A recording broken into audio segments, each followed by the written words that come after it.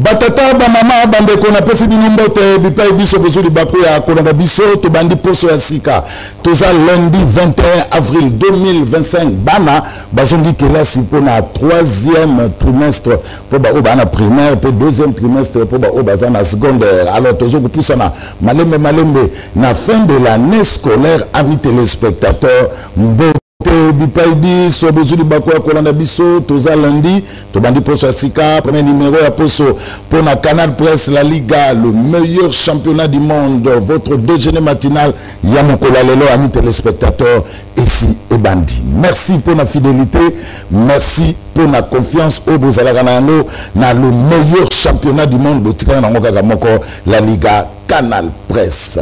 Merci na équipe technique. Namoni Rodido Wadio le grand cascadeur Azawa, Namoni Koupar Bola, Azanabiso Koupar, Totia Nzombo a fait des Valverde. Ah, Tetiko Biba Mimi Anam sur la mille. Mais Nzombo a fait des Valverde, donc Balali 1-0. Donc 4 points de différence na Barça. Tozana Barça Maël et Tozo qui ne malé. Réal et profiter, Réal et Ali. Alors, merci. Na fait un bâtiment na barumu mona maman Marie Kembi, maika mwaka na moni lisusu muluba ya Kasai, ndeko na ngai. Samson Ilunga, Azana Biso. Patata maman bandeko, c'est donc parti. Nous sommes en direct depuis Kinshasa, capitale de la République démocratique du Congo. Bon début à Sima na balanini à Liga et Kapi ya Boy et Coco Rito, Coco Fritas, Lev Piero Lumika na Tanti Binga. Wana bakombo o ve ambata mona barumbo apesaka chaque jour apesi bino mbote bisika biso bozali kolanda biso. Alors batata maman bande ko un seul sujet dès que dominer l'émission à l'élo, enfin, l'État congolais prend une décision. Les activités du PPRD, les abonnés suspendus sur toute l'étendue de la République démocratique du Congo. Question, il fallait s'y attendre. Tentative de réponse dans quelques instants, amis téléspectateurs. Alors, Toubanda, na quelques infos au Tozanangoawa. Batata, Bamama, Bandeko, Bozolanda Bisso, de partout au monde, Bozolanda, le meilleur championnat du monde. Alors, première info, dénonciation à montage politique contre le ministre des Sports, aux photos Didier Boudimbu, société civile et commerce centrale et Zubongo. Position. Maïka on peut aller avec la photo. Société civile, la communauté centrale, les avons dénoncé avec fermeté, montage politique, aux avons visé pour discréditer le ministre des Sports et Loisirs, maître Didier Boudimbu. Dans le dossier, il y a 10 millions, il y a moins, malgré implication passée en place, il y a comité à gestion à fond à Mwanda, rapport, il y a IGF, peu enquête menée na terrain et Massonata, comme il y a Didier Boudimbu parmi bateaux, il y a impliqué dans le détournement et à fond. Alors, il est temps et coquille, il y a que rétablir, il y a que la vérité, pour que s'il y a des manœuvres politiciennes, pour que bébi sa image et réputation, il y a le ministre des Sports, maître Didier Boudimbu, et à sa preuve, il y a bilan élogieux dans le domaine. Il y a sport. Société civile, ça qui exige transparence et objectivité dans l'affaire. Donc, Didier Boudimbu, ministre des Sports, on n'est pour rien. Nalikameta libongo 10 millions il y a mwanda babongolo miso oyo baningi bakoti ça y na problème wana ya 10 millions Didier Boudimbu détourner le kuta luvunu Didier Boudimbu tika jamais ko détourner 10 millions il ya ndongo ya Luanda. On comprend que le gouvernement est zoné bima bamisoso babandi bakuba comme d'habitude au Congo s'il y a une formation en vue il y a gouvernement bamisoso bazali koluka ko salir baninga na Didier Boudimbu le ministre des Sports qui a fait preuve à l'acquis de capacité na niveau ya sport ya mboka na biso ba pesaka chance te que maintenant ba moni mbala moko ndé makamezo que na sport ba balobi tout ça là que Didier Boudimbu a sali musala na ndenge longo banga alors Alexis ba preuve na niveau sport ba pas collé poto na makametali bongo 10 millions ya mwanda o Didier Boudimbu a détourné une année pour rien par rapport à IGF ezali par rapport mené sur terrain ezali place moko te na par rapport wana balobi que Didier Boudimbu a détourné mbongo pe comme na ye eza jamais mentionné na kati ya ba enquête wana alors ba bongo miso Etali Bino. L'acte 5, amis téléspectateurs, Doudou Fwamba, Likunde, Libotaï, pour exécution sur la majoration des soldes militaires. Doudou Fwamba, Likunde, Libotaï, le gouvernement République démocratique de Congo a annoncé que Nicoleleki, que doublé le salaire des militaires, il y a FARDC pour les policiers, il y a PNC. Selon communiqué du ministère de la Finance, chaque militaire, nous, ce peu policier, a joué déjà na compte bancaire naie double le salaire naie pour na mois oyo eleki mesure wana ekotaki en vigueur na ba opération à paye ya mois de mars 2025 botu na policier ba doublaki déjà ba salaire na bango na mois de mars ba monaki nde ba doublaki ba salaire na bango alors au fur et à mesure pour la matérialisation il y a décision salvatrice pour na ba pulusu na biso le ministre des Finances Doudou Fwamba Likunde Libotaï a salué acte historique aux reconstituer bongo tournant moko pour la meilleure condition malamu pour la montée en puissance de la force ya sécurité a exprimé aussi conviction que pour nous il faut mesurer le sacrifice consenti par le gouvernement dans le contexte de la guerre, il y a agression. Le ministre Doudou Fwamba Likunde Libotaï a souligné que le contrôle devait être mené et par le ministère de la budget, il y a finance pour la défense, dans le concours, il y a l'inspection générale, il y a FARDC pour la police pour identifier l'éventuelle incohérence dans l'effectif. Mesure wana ils avaient intervenu si la déclaration à chef de l'État ou affirmé que solde de militaires déployés au bassin à front et comme à $500 par mois contre $100 ndenge ezalaki kala il avait justifié aussi réforme wana na au talibon nécessité il y a structurer armée ici à intégration progressive vers les groupes armés et les miliciens. Doudou Fwamba Likunde Libotaï, l'homme qui maîtrise son secteur, un ministre compétent, malgré l'agression rwandaise, les finances publiques en République démocratique du Congo sont au vert grâce à cet homme. On a la télévision, donc la finance qui grâce il y a expérience, il y a dextérité, grâce il y a Moussala Kitoko, il y a compétence, il y a Koyeba Moussala, il y a Doudou Fwamba Likunde Libotaï, leader, il y a deux provinces. Chopo Nakasai. C'est Doudou Fwamba, l'aigle, le leader de la province, un homme au chef de l'État, a Tema, n'a maîtrisé finances publiques. Doudou Fwamba Likunde Libotaï. Alors, amis téléspectateurs, toujours dernière information, toujours dernière information, vous avez que Mokonzamboka Félix Antoine Tshisekedi Tshilombo yé a Outibongo na Lubumbashi. Kuna, le président de la République a inauguré Kibongo centre hospitalier Tshisekedi Tshilombo. Mike Kamwaka. Dans la périphérie de la ville de Lubumbashi, sur la route au Kasenga, un grand hôpital moderne vient de sortir de terre. Il s'agit du centre hospitalier Tshisekedi Tshilombo, CHTT, de l'Institut national de sécurité sociale, une entreprise publique de l'État congolais. Doté des équipements ultramodernes et de 120 lits, ce centre hospitalier a été inauguré ce jeudi 17 avril 2025 par le président de la République Félix Antoine Tshisekedi Tshilombo en visite au travail à Lubumbashi. Motif de fierté et de satisfaction, pour le directeur général de la Caisse nationale de sécurité sociale. Charles Moudiaï Kazadi a rendu hommage au président de la République pour sa vision de développement de la RDC. Un centre d'appareillage orthopédique le mieux équipé en Afrique, fonctionnant en partenariat avec la firme Autoboc, le leader en Europe pour la fabrication des prothèses et des orthèses.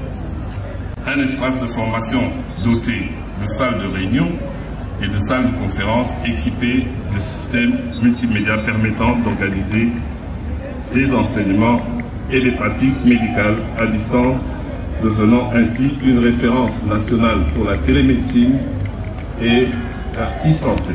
Ce qui était un rêve à la CNSS est aujourd'hui une réalité avec l'inauguration de cette grande infrastructure sanitaire moderne à Lubumbashi RDC, au cœur de l'Afrique, a indiqué le directeur général. Le CHTT est en effet un centre hospitalier moderne doté d'équipements ultra-modernes et des dernières avancées technologiques en médecine. Le DG de la Caisse nationale de sécurité sociale a présenté les différents services spécialisés qui regorgent les nouveaux centres hospitaliers, notamment un centre orthopédique pour la prise en charge des accidentés des mines, des blessés de guerre et de toutes sortes d'accidents de travail. Les services IRM, des neurochirurgies, de cardiologie et de dialyse. Avec ses experts de renommée mondiale, le CHTT est doté d'infrastructures contribuant considérablement à réduire les évacuations des patients vers l'étranger, a rassuré le directeur général de la Caisse nationale de sécurité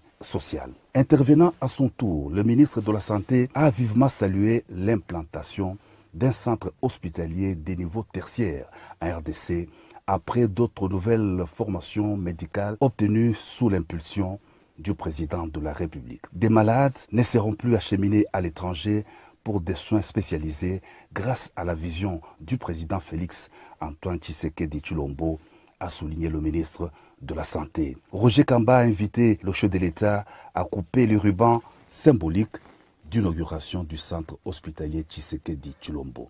Cette cérémonie a été suivie de la visite des infrastructures et différents services du CHTT par le chef de l'État.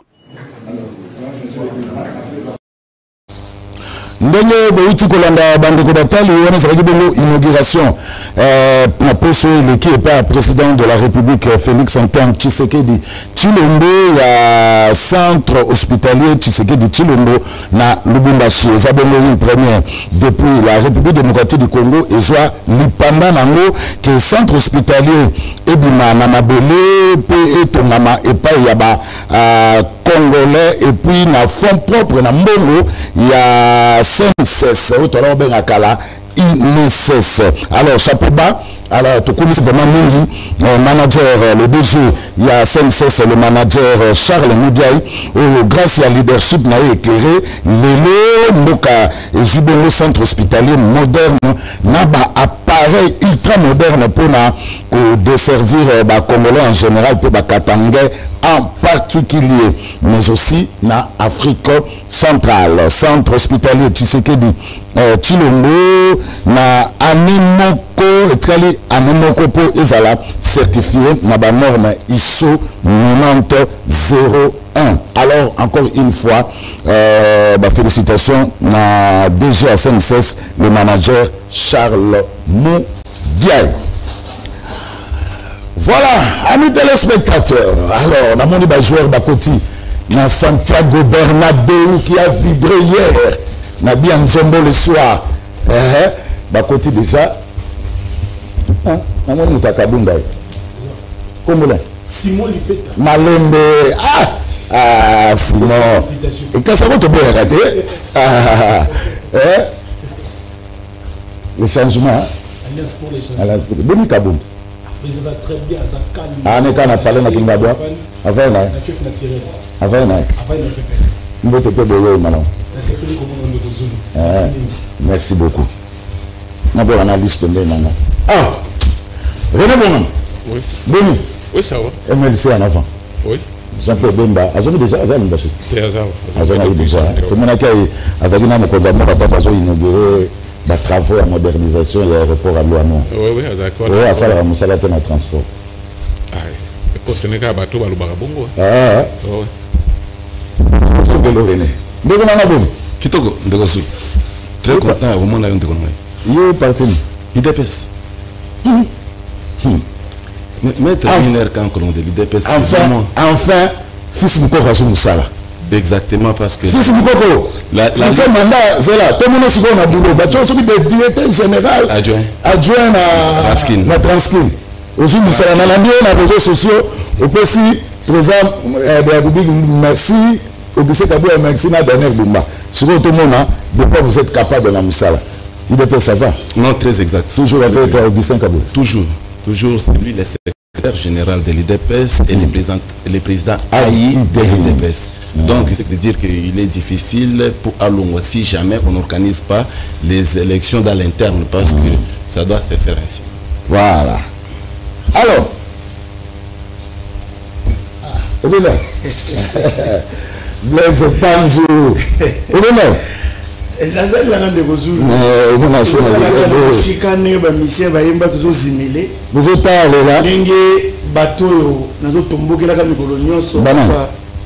en costume, na cravate, na peuple congolais en otage, peuple azo koufa, peuple azo souffrir, mais bango na koseka, bango na kobina, donc na pesi peuple congolais nyo sobaji bako olanda biso na ngwa mbote, na pesi plateau mon canal presse, na pesi ba ko débattre na ngambote, ya na ngai merci René Bonga, les défenseurs automatiques de Jean-Pierre Bemba. Pourquoi un automatique? Pourquoi un automatique? Je le vois seul. L'amour c'est Nani, secrétaire général adjoint à parti. C'est Fidel Babala, Yves Kitumba, oui. Mais au pédage au Cindy Bemba. Inévitable. La Fessimbote, na bandeko na est de la République, bandeko Goma, bandeko Bukavu, bandeko ya Rumangabu, bandeko ya nini. Territoire besoin de bosso na rebelle nini. Bunagana, bandeko ya Kishanga, na pesi ba mbote ba yebake. Basa négligé, nous sommes là, on se bat. Basa négligé, bosani bangote, basa ba congolais, ce sont nos frères et sœurs. Les passe là toujours porter on a monté manabiso to rebonda tumba au pesuka suka to longa yango. C'est bon. Mike Mwaka, vous êtes réalisateur du calme s'il vous plaît. Allez, tout dans l'émission. Les activités du PPRD les abonnés suspendus sur toute l'étendue de la République démocratique du Congo. Blaise Panjou. Il fallait s'y attendre 5 minutes. En principe, il fallait s'y attendre de Zulu. Parce que comme on a déjà tant au chef de l'État, au Baka, na émission, parce que a Jean-Marie Le Sapoil, ou a indexé directement Joseph Kabila, qui a des mèches avec AFC à Corneille Nanga. Il a dit déjà que dans les jours qui suivent, il va y bien. Ce qu'on a dit, il y a interpellation, il y a un cadre PPRD, au niveau auditorat militaire. Honorable Beminako, honorable Ramazani Chadari, tout ça, monsieur Soukanga Bango, donc il y a déjà qui est climat entre pouvoir, n'a pas perdu des années bien. Sauf que nous sommes des avertis, il n'y a jamais alternance pacifique dans ces pays. Ce qui s'était passé, c'était, comment dirais-je, un deal où Lamba qui a une forme d'alternance pacifique. Parce que PPRD, na IDPS, la FCC cache, quand la prise du pouvoir de Félix Tshisekedi le 24 janvier 2019, qu'on soit les bandards déjà.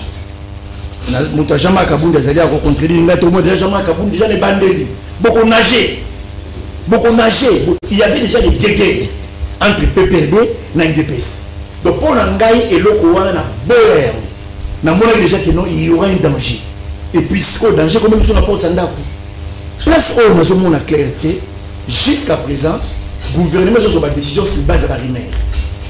Or, pour nous avoir une décision, il fallait avoir des preuves palpables. Quand nous avons le gouvernement, nous avons besoin sur base de la rumeur, ça la liaison en quoi? Mais en quoi est-ce que PPRD, sur base de quelle preuve tangible au PPRD a travaillé en connivence avec les M23? Jusqu'à présent, jusqu'à présent, même Joseph Kabila, toujours regarde la rumeur. Mais donnez-nous des preuves. Makambo, il y a géré par des rumeurs, tout se fait dans le au Yabiongo récemment, Awawa, Moutamoïs Katumbi, Salomon Skadea. Oh non, nous avons des éléments. Nous avons des éléments, nous avons des éléments. Même Salomon Skadea, il est de mèche avec M23. S'il y avait déjà l'application à moratoire, il y a peine de mort à l'époque. Donc Salomon Skadea pouvait mourir. Pouvait mourir en prison, Baboumaye innocent, parce qu'il était traité qu'ils ont des éléments palpables que ce monsieur-là est de connivence avec les M23. Et Jean-Pierre Bemba à l'époque, vice-VPN, chargé de la défense. Non, économie. Non, à l'époque. Il avait dit à Top Congo sur Top Congo que non, il a tous les éléments qui prouvent à suffisance que M. Salomon Escadé là, a ça des mèches avec M23. Tant le procès, Bali Balandé, on a ça qui est innocent, libéré. Ce qui a solo, gouvernement, ça n'a preuve. Isaac PPRD ou Joseph Kabila. Asa des mèches avec AFC à Corneille. Bâti la mission, on a mis ça. Tu sais, il y a un chef d'État, le Baka Makambouana, et pas Jean-Marie Lussakoyo. Tu sais, Christian. Et pas Christian Lussakoyo, pardon. Tu le dis que ce qui a solo Kabila, Asa des mèches avec AFC. Bakangaye. Dommage que Bisso soit au Sengi, pouvoir et poursuivre Batou. Ce pouvoir, c'est un intérêt de la Batouana, pouvoir la Batouana. Il est ses amis sont bamoni qui ba bébani ou bien intérêt na ba bafoué là bafoué les procédures judiciaires. Mais ce que l'on intérêt c'est bafoué un président, la parole d'un chef de l'État vaut une loi. Tant que le chef de l'État lobby déjà dans l'émission il y a Christian Lussakoyo que AFC de Corneille Nanga c'est lui. Chef de l'État qui est plus loin à quelle Allemagne à lobby mutu oyo semé terreur na désolation na mboka nangai. C'est bel et bien mon prédécesseur, Joseph Kabila. Justice, c'est pas ligne. Et si tu as annoncé Kabila la bombe, pouf! Comme ça, nous avons à la C, justice militaire poursuivre Joseph Kabila, c'est bien. Et puis le don de Kozou. En quoi est-ce que le problème de Joseph Kabila est ça propre pour la Yémo? Joseph Kabila est indexé dans ma cambouya AFC à Corneille. Pourquoi indexé les membres il y a PPRD? Pourquoi pas ça la menacer? Pourquoi pas ça l'intimider? Non, bah Ferdinand Kambere, Aristote Ngari. Mais pourquoi ils doivent être poursuivis sur Joseph Kabila dans ma cambouya d'une manière personnelle? Pourquoi pour interdire par exemple que il y a PPRD va voyager? Pourquoi les déranger? Ce qui Joseph Kabila a ça des mèches avec AFC, avec des preuves palpables. Je dis ça, nous sommes dans un état de droit. Bon, il y a un téléspectateur à tout le monde. Tout le monde, le risque qui nous suit depuis les États-Unis. Alors, tout le monde pense que quand Fatih avait dit que Joseph Kabila était le chef de l'AFC, personne n'avait cru. Aujourd'hui, c'est tout le monde qui le confirme par les actes de Kabila. Mais c'est le risque de la personne de risque. Dès lors qu'un président de la République cite nommément son prédécesseur dans une émission, il y a Top Congo, il y a Christian Lussakoyo, il fallait directement justice dans la saisie. Je ne sais pas, pour justice dans la saisie, le problème de Joseph Kabila, il fallait qu'on se l'annonce un petit soupçon que Kabila a fait à Goma, à côté de Bagabel Bazali, pour justice dans la Moussala. Félix a le déjà. Besoin de mission de bâtiment, tout ça, de mission de milliards, tout le monde, non. Sauf qui est à solo, et ça, il mérite. Parce que nul ne met au-dessus de la loi. Non, y compris même le président de la République. Tout ça, c'est un déco. Ce qui nous à se permettre de l'X, il y a aussi Mamindouki, il y a aussi se rébeller contre Mbokane, il y a aussi se rébeller contre des institutions établies, et que vous avez des preuves palpables. Il fallait directement vous trans à poursuivre. Donc il fallait attendre, parce qu'à tant chef d'État, le Béla Bagambo n'est pas Christian Lussakoyo, Goma ne peut y aller. Pourquoi vous pouvez y aller? Donc il fallait attendre. AFC à Corneille Nanga et occuper Goma, et occuper Bukavu, et menacer Kisangani, et menacer Maniema. Bon, Joseph Kabila, Azoya par la partie orientale, oui, non. Voilà. Allez, IDPS, on ne gère pas un pays par des rumeurs. Il y a 5 minutes. Merci beaucoup de Kosoulou. Je comprends que Congolais en difficulté. Ok. Je comprends que Congolais en difficulté à comprendre Mambouébélé. Et très souvent, si vous sentez na clique, il est difficile de Kukima. Donc c'est ce que nous sommes en train de constater. Quand on vous dit que d'abord, Aza sûreté que Félix Tshisekedi a le pouvoir et que pouvoir va dotailler, ça fait la honte même aux yeux de notre il vient de le dire. Je ne crois pas que la alternance pacifique. Ça voudrait dire quoi? Vous pensez que le seul pays en Afrique où il s'est passé des élections à RDC? Parce qu'on n'avait déjà pas naïf. Le Sénégal, il y a eu des élections. Macky Sall Macky Sall est parti. Comment il fallait rester? Il dirige. Bon, quand tu dis que tu ne crois pas à la passation civilisée, il me pèse la guerre juste après la passation civilisée du pouvoir. Donc, passation la guerre. Merci beaucoup. Voilà, Tokei. Je pense qu'un politique doit avoir des pieds sur terre. Parce que tous les beaux sont téléspectateurs. J'ai le pieds sur terre. Je crois qu'on était calme. Même discipline, les causes à partout, ça va bien. Je vous informe, chers frères. Bon, nous avons informé que l'élection de la République démocratique du Congo est à l'article 70 de la Constitution. Et Bakuba Votaka, parce que vous êtes en vérité, un politique a ce qui parle de un politique doit affiner et qu'on soit réalité. Peuple est consacré à l'article 5 de la Constitution. Ça veut dire que Constitution de la République est à Kabila, ça veut dire par le simple fait que le pouvoir, c'est le peuple dans un souverain. Mais le peuple a c'est du pouvoir. Passation, il y a entre Tshisekedi na Kabila, et ça a une obligation, il y a Tshisekedi na Kabila, c'est l'obligation provenant du peuple. Mais on va content, soit peut-être pour qu'ils aient un mascara. Alors, sincérité, ça va dire qu'on a passé. Ici, il n'y a pas question de sincérité. Si vous dites. Ah ouais, ça n'a pas de sincérité, mon frère. Ah, ça n'a pas de que le peuple a eu déjà option. Kabila Moya, pour la passation du pouvoir, Andy c'est déjà Tshisekedi qui est président de la République. Mais seulement, et allégation à Jarouana dans les médias, moi je suis étonné personnellement. Mais très informé que si j'ai posé le Belalinoise par rapport à Mambo PPRD, est-ce que PPRD va suspendre? Oui. Mais comme un scientifique est sorti tout là, qu'on suspendre va suspendre PPRD. Et ça légal, soit violé par principe légal. Est-ce qu'il est violé la loi? Mais en termes de loi, on ne dit qu'il est violé la loi sur le pagal. C'est-à-dire que cette façon peut perdre les légales. Et ma personne a l'article autant. Dans la loi consacrée depuis 2004. Loi, il y a le 15 mars 2004. Loi portant fonctionnement, il y a ma parti politique et un regroupement politique. Au conversier, vous avez un téléphone. Et cette loi dans son article 29, 30 et 31 voire même, et prévoir que ceux qui ont autorité morale, ou soit le chef d'un parti politique, ainsi que le membre au constitué cabinet cabinet où signé qu'effectivement statut et PC agrément soit à la contre par principe démocratique, le parti doit être suspendu. Et on a même donné le délai. Parce que le parti doit être suspendu, on a donné à 15 jours pour la suspension. Et sur 15 jours écoulés, il faut saisir juge et la juridiction au parti de se retrouver. Ça, c'est des matières à apprendre.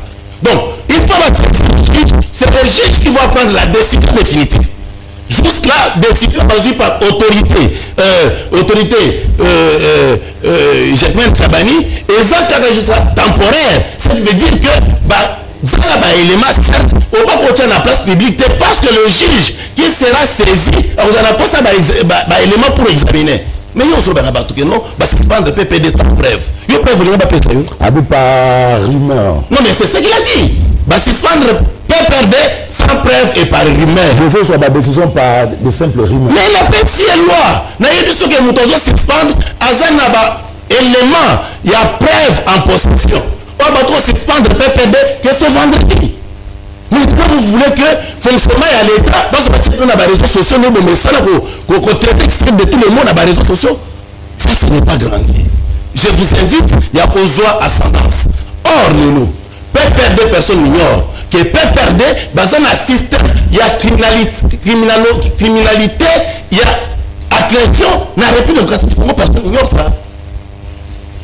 Au départ, il y a création à PPRD, et ça branche le outil. Il y a des rebelles. PPRD, ça fuit, il y a parti à musée, il y a la République démocratique du Congo. Et par la suite, il y a aussi PPRD. Et PPRD n'a comme objectif qu'à nuire le peuple congolais. Et à nuire le peuple congolais par leur comportement de rébellion. Parce que le rebelle, c'est la spécialisation, il y a Bakabili.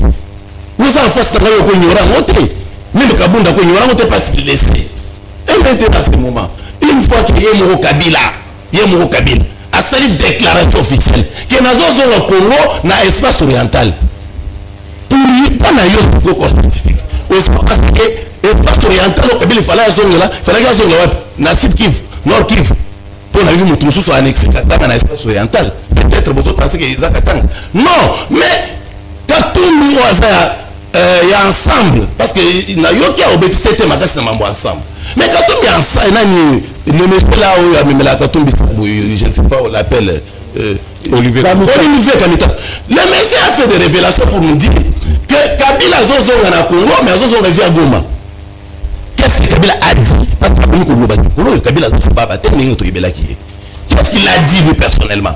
Ce n'est que quoi enquête et réellement Zozo en avoir à Goma. Et par la suite, lorsque le murmure, ils ont qualifié murmure, mais attention, il y a encore des révélations, peut-être qu'il va sortir d'ici 4 matins, où ils ont dit que réellement Kabila servi qui saigne dans Rwanda, et par la suite, il était effectivement dans Goma. Mais Kabila a commis Goma. Kabila a commis Goma. Qu'est-ce qui s'est passé à Goma?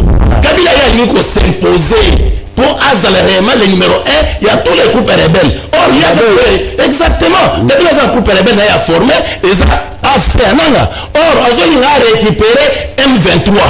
M23 m'a rappelé, monsieur, en 2009, lorsqu'on avait conçu notre système politique, c'est un système politique M23, toi, Kabila, tu nous as cherché à nous combattre. Pendant qu'on était des mèches avec toi, tu n'as pas voulu que toi réussisses na makambo na bakoro to solaki na yo. Mais aujourd'hui on dit que tu as percé, ozo ya pour récupérer M23. Et nous t'avons sécurisé awa azate. Non ce qu'on a bazalendo qui est responsable. Mais Kabila Bangi le même soir il est rentré au Rwanda. Le même soir. Kabila Zongi na Rwanda là na Rwanda. Il s'était prévu que Kabila a la conférence de presse na Goma, il n'a pas pu le faire à Zongi na Rwanda à ce moment. Je suis en train d'imaginer que peut-être on sera na Rwanda. Peut-être qu'après l'émission, vous allez suivre Kabila qui parle na Rwanda. Mais quel est l'homme tu présentes dans le peuple congolais ou un ancien président de la République, objectif majeur où il y a tiré et ça combattre la République et avec les soucis, il y a beaucoup de mérite sur le peuple congolais. Mon frère, vous se réjouir dans le peuple. Vous se réjouir dans le peuple. Vous pouvez ne pas aimer Tshisekedi. Vous pouvez ne pas aimer le régime Tshisekedi, mais le peuple congolais, Bazaba Oyo, Yonanga Tozana Makila Ndenge Mokona Bango. Comment penser, nous tous comme le peuple, vous pensez que Eza Lukuta, mais on cite de mort. C'est absurde. Donc, chers frères, apprenez que Makila Oyo est sacré. Et vous et moi, nous sommes obligés de les protéger. Peu importe la qualité de l'individu. Ezala Kabila, Ezala Tshisekedi, Ezala Nani, Ezala Yo. So, si tu m'as pour ma peuple, tu n'as pas la place dans la République démocratique du Congo. Merci beaucoup. Simon Lifeta, il y a un téléspectateur à tout le monde, à l'objet. Kabila a une autorité morale, il n'y a pas perdu. Suspension, ils ont violé la loi Wamboka. Sous-bassement, suspension va en droit administratif. La suspension, c'est le fruit d'une audition. Où est le sous-bassement? Merci de Zulu. Voilà. Sur 5 minutes, tu n'avais pas rôle. Parce que si je ne m'abuse pas, les alliés tour et l'émotion pour que ça n'a parole à part salutation. Oui, je tour à l'émotion. On a présenté tout premièrement la civilité de la salutation, la future présidente de la République. Non. Jean-Marc. On peut essayer de gens d'autres. Et si vous avez la résidence de Nakimawa, on a également la secrétaire générale du parti, mais si Béli Mouton Chab ou après ils vont travailler jour et nuit pour l'avancement de la partie. On a demandé à mon tour les spectateurs n'a pas si un mot si vous avez c'est vraiment un génie à poser question très très capitale et vous allez on a 12 mots scientifiques donc ce n'est que les scientifiques qui peuvent répondre et va toucher vous allez mon tour la question. Alors, d'abord, l'autorité morale, il y a parti donc comme autorité morale. Je ne sais pas. Sous réserve, il y a la statut à PPRD, je pense que fonction autorité morale est disparaté. Là, il faut te noter en rouge. Là, c'est une de l'IDPS, à noter en haut. Fonction autorité morale, la structuration, la fonctionnement de la formation politique est disparaté. Et il y a un concept purement sociologique, auto-abordera dans combien de mortels. Mais quand il y a un sous-bassement, je crains gestion il y a mon cas et pas la union sacrée. Vous devez faire la part des choses entre la rue et l'administration publique. Certes, le gouvernement, c'est une institution de l'État et une institution politique, mais laquelle politique est assurée et appliquée par l'administration publique. Donc, cette administration est un organe habilité. Tout le monde est sur base d'un communiqué. Le ministre de l'Intérieur à suspendre sur l'ensemble du territoire national l'activité, il y a parti politique qui peut perdre. Mais à ce que je sache, en droit administratif, ce n'est pas sur base d'un communiqué que vous pouvez mettre fin aux activités d'une formation politique notamment reconnue par la loi. Parce que le ministre, s'il devrait agir, il va qu'il soit arrêté ministériel. Parce que le ministre national agit par un arrêté. À ce que je sache, sous réserve, il va après sur la table, et il a arrêté Moroto Ondeko, Jacques Chaban Yazui, alors dans ce sens. Et ça, c'est base d'un communiqué. Et dans le communiqué, Azali Bongo Kodi Kolobake, PPRD à travers l'animateur Nango, Bali pour exercer l'activité hostile, mais aussi basée dans la position ambiguë. Et ça, on a bien communiqué. Mais ça m'étonne. Ce qui est ministre a eu décision. Parce que, a estimé pour PPRD à travers l'autorité de basée dans la position ambiguë, mais il y a un mot qu'on ignorer, il est communiqué dans les pays ambigus. Parce que nulle part, à pessi par motif, on dit qu'on assoit vraiment position là. Parce que, à ce jour, ils ont prouvé noir sur blanc implication il y a l'autorité qui diriger à PPRD et encore moins ils ont prouvé noir sur blanc implication à PPRD comme personne morale dans l'activité aux ça à travers AFC et M23 parce que si les autorités ou soit l'animateur à PPRD va qu'il lié directement ou indirectement il va qu'il d'abord à titre personnel l'autorité va poursuivie par la justice. Vous êtes sans ignorer, la justice congolaise peut toutefois ouvrir une procédure, même avec la procédure de défaut. C'est-à-dire, même si la personne n'est pas sur place, procédure en défaut, c'est-à-dire. Ça serait procédure. C'est comment c'est-à-dire, la personne poursuivie n'est pas sur place, n'est pas au pays, n'est pas en mesure de répondre à Zaliri Banda. L'autorité va organiser procédure. Et Balouki n'a pas moyen tout possible de signifier pour qu'elle se présente à la compétition de moyen de défense. C'est même dans l'hypothèse où nous sommes en mesure. Il y a qu'on se présenter, il y a qu'on répondre et la justice ne sera pas bloquée et qu'on fonctionne de manière à ce que va établir la responsabilité au besoin, va prononcer la condamnation, va prononcer le jugement. Ce qui nous étonne est que jusqu'à ce jour, à ce que je sache, aucune autorité ou dirigeant un PPRD légalement parlant a poursuivi dans l'organe judiciaire habilité. Aucune autorité, je l'insiste.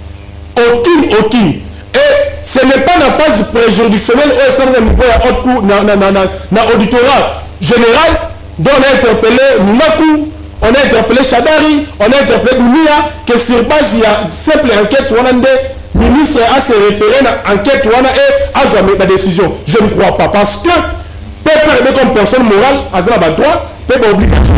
Sinon, le fait à quand tant qu'on va perquisitionner, Mike n'a reçu mon lettre, c'est là. Tant qu'on va perquisitionner une date que je crois à Kabila à limité. Oui, on fait des uniformes militaires, des tenues militaires. Ndekozulu, oui madame. Tout ça la part des choses entre Kabila et le PPRD. Kabila c'est un individu. Et le PPRD c'est une personne morale. Là il n'y a pas de débat. PPRD est que personne morale. azali régi na statut, azali ko se soumettre à mibeko ya mboka. Kabila était que il peut toutefois causer actes qui peuvent aller à l'encontre du fonctionnement de Mboka. Quand nous parlons de la résistance de Kabila à 18e rue Limité, et un bien privé à Joseph Kabila qui n'a rien à voir avec le PPRD.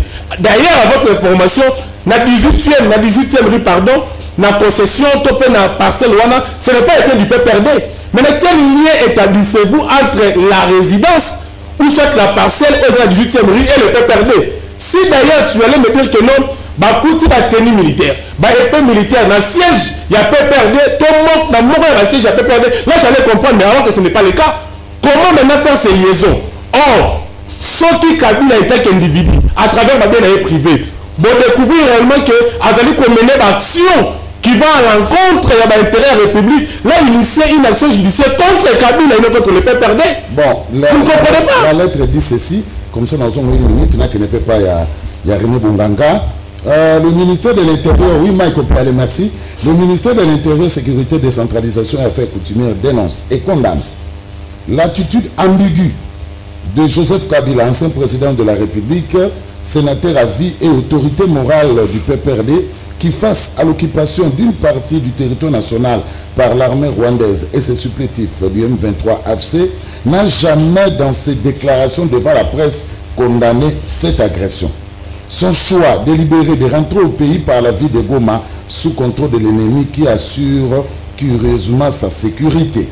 À cet effet, le ministère de l'Intérieur, Papa Décentralisation, informe l'opinion que conformément aux articles 29, 30 et 31B et de la loi numéro 04/002 du 15 mars 2004 portant organisation et fonctionnement politique, les activités du parti politique PPRD, les activités du parti politique PPRD sont suspendues sur toute l'étendue du territoire national. Par ailleurs, le ministère de l'Intérieur va saisir le parquet près la Cour constitutionnelle pour porter le fait.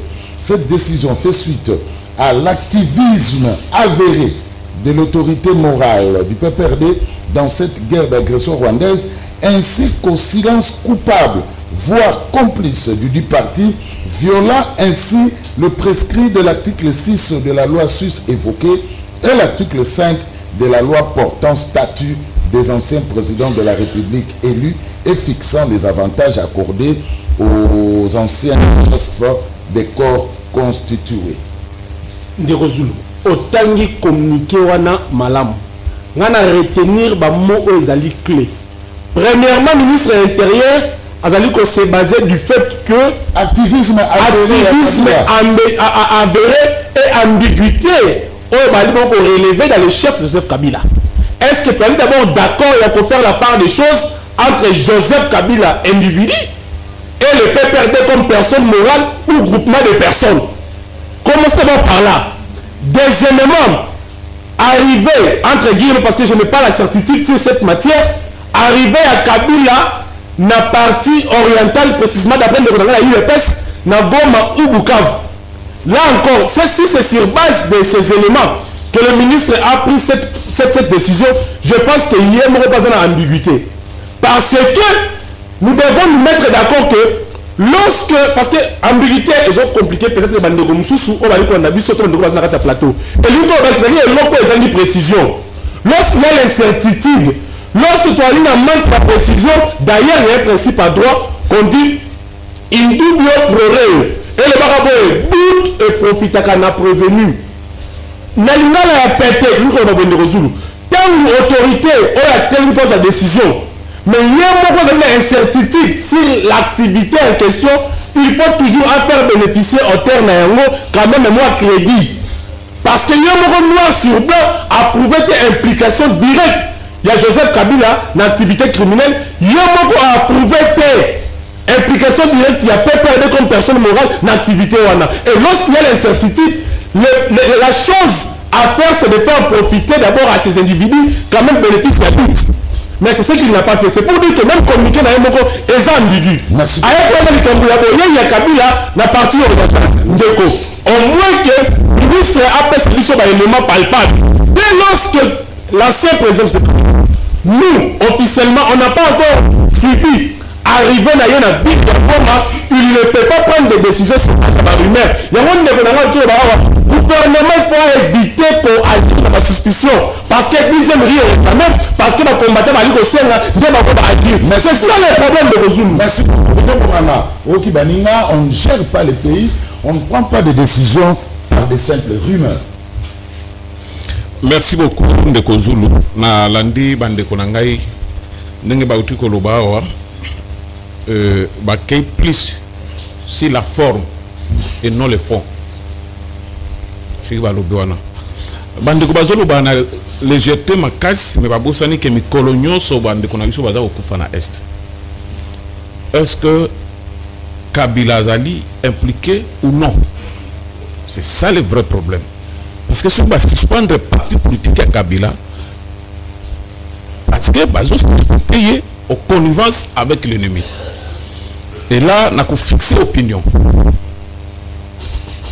Ce qui va dire que Kabila Bandina 1v3 Lelo, Bamikosi.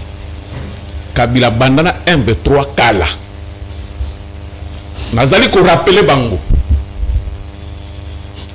Rapport il y a Human Rights Watch à la veille il y a une élection il y a 2018 et le moment clair que Kabila a tendé à recruter bato à 1v3 baya ko ça la répression awa tant que bisonyo soto yebaka que le même Kabila bandé ko bundisa 1v3 si le moment bazalaki au conflit akenda ko recruter bango comment.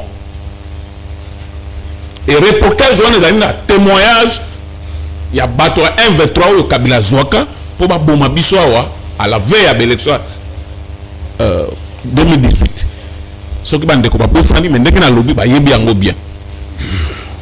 Tout zongi, maintenant au Kabila a commis ancien président de la République. Pour Bandeko, Bazolo Bakenyon, c'est allé rumeur. Tant au Kabila, la première sortie médiatique na ye alors que bitumba o 1v3 azobunda ezali ba aspiration ya peuple congolais, c'est-à-dire ndenge bazali ko boma bato butumboyi ezali volontaire bandeko yo na ngai o tozali ko toze bato na biso bakufa kuna, c'est ndenge bato bazali ko violer ba rebelle ba rwandais bazali ko violer ba maman la biso kuna bezali volontaire bandeko yo nangai et bimaki muno kwa Kabila pepe de bayaki te basala démenti ou ba lo bakezala ki la plus lingwe. Deuxième élément, tango Kabila azali commis s'attaquer contre Afrique du Sud pour aider biso to faire face na ba ennemi. Qu'est-ce que cela veut dire? On moni na moment où on va traverser tous en deux cas.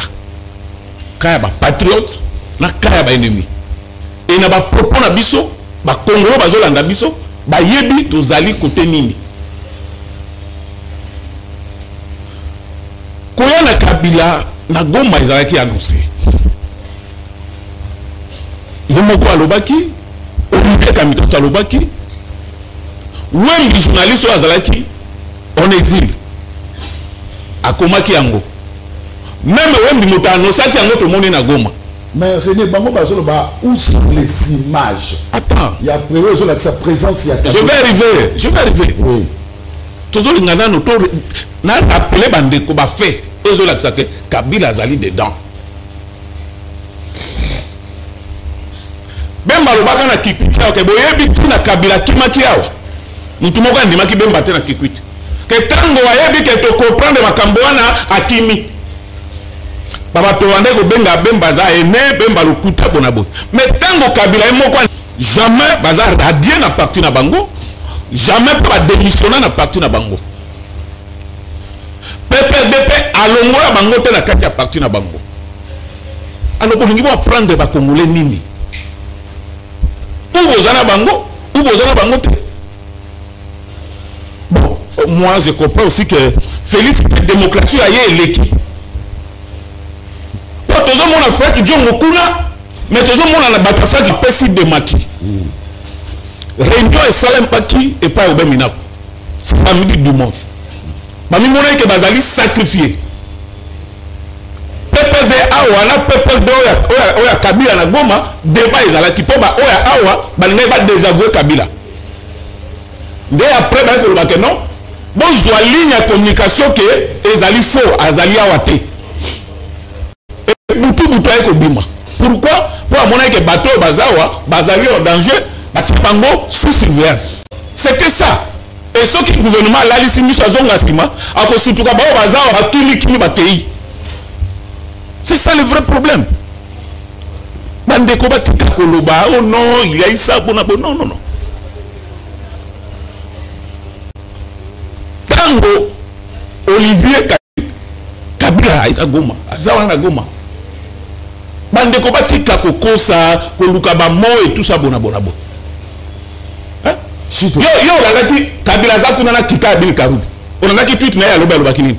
Azali ko préparer discours na yo ko za la costaud. Boboya kikaya wa tambola na Kabila bondi makambere kambere azawa kambere so na Kabila te kikaya ndio azala na Kabila kuna piti ya kikaya na bande ko yo bondi bana na yo ki pe na tangi ba réseaux sociaux que Théo Binamungu a contredire Kambere nde na tangi na bon bande ko yo Théo Binamungu bazo bande ko yo ba juger à PPD par procuration Binamungu a contredire donc a contredire pe na bango. Merci. Je pense que souci na pièce ali que to ko vai ko ndimate que Kabila akende na Goma. Azali d'abord sénateur. Du moins ça biso que non Nations Unies ba PC mission moko boye akende ko sura na ba wana après yao. Voilà. Donc makambo mboka bolo bango na légèreté. Merci beaucoup. Et puis les abanda le loté. Bemba bafinga kiye basisa ke l'opposition wa tango lobike boyebi tina moto ya kimi awa tango wa découvrir que to yema kamuna ya ngwana kimi o te Kabila azali ya koya na ye bona bo ti lelo ba yego ba Kabila mo ba ndimike aza exilé. Merci. Est-ce que vous avez tabo senga bemba ba excuse na o nyonso ba ne ko lubana e o nyonso aza ko lubezo selma ba ndengwa. Merci. Voilà. Alors nous avons une information, il y a bientôt ba uti ko annoncer na Vatican Liwa, il y a Pape François, c'est lundi 21 avril 2025, à Koufi, à âge, il y a 88 ans. Pape François n'est plus à Koufi, à âge, il y a 88 ans, à Autotikabiso, Lelo, Mokolo, il y a lundi. On continue, Canal Presse. Tu vas aller à Pantou, non, on va aller à l'IBPS. Des intros, qui m'a dit au Zulu. On y a du règlement à Liga. On y a du règlement à Liga. Tu vas aller là-haut, on a dit qu'on commet bébé Nathalie. Il y a effectivement, il y a PPRD par besoin, retrait, il y a actuellement. Mais j'ai écouté ici. Tu me dis, non. Ils ont procédure montée Santama, sauf procédure préjudicielle. Avec quel lien entre Kabila na PPRD? Je vais venir. Voilà. Aïe, ça peut être que Kabila ça n'a pas perdu. Aïe, ça peut être que Kabila ça n'a pas perdu. Mais Nazoya wana. Obemina ku vice. Congolais sont ba boende ko Zulu. Que jusqu'à ils ont la procédure montée déclenchée contre ba PPRD, mais lui-même vous dit sauf procédure préjudicielle au ba yoka ba Obemina ku ba Shadari Bangari na consort. Il vous dit ça. Maintenant on a droit. Est-ce que procédure juridictionnelle et ça procédure et à droite n'est-ce pas que yangonde amena la procédure amena droit judiciaire du fond t'es cher ko sala dichotomie hein ou meka ko bossa non ba toi na va entendre bango na république baza bakasi ya PPRD et que PPRD et ça parti ya monsieur Kabila connu de tout le monde. Mais il y a Rosoye sous la solo. Non, pas perdre des partis morales. Oui, effectivement, les partis morales, personne morale ne délinque pas. On a peut-être des éviter. Personne morale ne délinque pas. Ça voulait tout simplement dire que personne morale soit commettre infraction. Bon, quand la personne morale va tenir en prison, tes chers frères, balanda ba personne physique ou ba commettre qui va forfait. C'est qui veut dire que peut perdre comme personne morale, mais il y a des personnes physiques qui vont commettre ba forfait dans la République démocratique du Congo, dont eux, à travers leur comportement, c'est la personne morale qui va en subir. Mais tout le banalang. Et en plus de cela, tu peux subir une loi Awat. Tu sais besoin de botter na téléphone bino ezali. Mo beta loi portant loi numéro 04/02 il y a le 15 mars 2004. Sauf que dans l'article 29 30 31 bazota ils sont procédure comment et comment à un moment il y a suspension définitive. Et comment à un moment seulement lorsque après avoir suspendu d'une manière administrative, bazou dossier ba personne un juge compétent. C'est celui-là qui va prendre une décision définitive. Mais franchement, tout le banalani. Soit aux yebi na yo, mais tellement qu'ils sont en opposition, aux autres ils vont pour défendre collaborateur Nabino Kabila. Ça frise, cher frère, il est connu de tout le monde. Ba yebi Congolais nyosa yebi. Na Kabila yemo wa yebi. Qu'il est en train de combattre la République. Lui pense que Azo combattre la République et la personne qui combat directement c'est Tshisekedi. C'est moi parce que avant qu'on Tshisekedi dans un thé, Batozo combattre Baza Bande Konabiso Baza Katsakoufoua. C'est de là que nous nous disons ce qui est réellement besoin de procuration de la part de Kabila pour les défendre en face à notre peuple. Ce n'est pas un problème, c'est votre choix. Tout ça la démocratie. La démocratie ne vous interdit pas de ne pas défendre M. Kabila. Mais à ce stade, parti PPRD, c'est un parti où je sais qu'on radie, on va voir même. Hein? Donc il faut le voir même le radier. C'est très simple. Donc, je pense que les dernières paroles où tu as soupé ça pour un moment. Il y a Souka, voilà. Puisque il y a Souka, il faut la chercher. Il y a Souka Zali. Ok, nous il y a Souka Zali. Na carte souffle pour la koyoka. Blaise Pandou, nana mutuna mon na tunayo. Tant Kabila Lubaka, je ne vous dis pas adieu. Mais je vous dis à bientôt. À bientôt. Tout d'abord, on va passer l'année 10. Autour de la question. Tout d'abord, c'est l'ami. Blaise Pandou. Partenaire privilégié de l'alternance. Tout